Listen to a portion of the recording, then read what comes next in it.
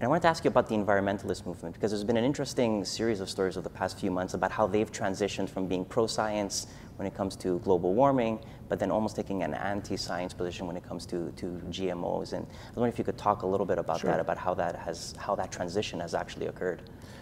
I don't know if I'd want to make a sweeping generalization about the entire Please do. movement. Yeah.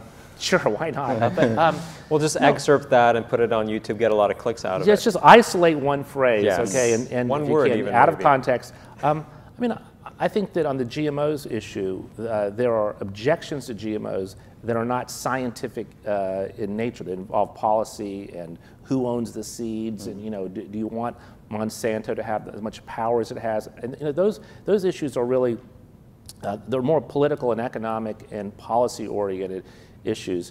As a reporter, I mean, I have reported multiple times this year that scientists who've looked at that issue see no reason to think that because something was modified in a lab, it is inherently more dangerous than something that was modified through traditional breeding.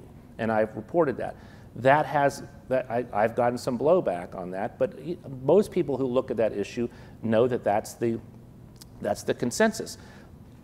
The opponents of it will then say, well, but which scientists did this research? And their names are all on it, and they'll say, well, the National Academy of Sciences, which funded the study, gets donations from industry. If you want to play the game of like you can trust no one, then it's hard to accept any kind of scientific consensus, because you can create a kind of a world of conspiracies and a world where everyone is corrupt,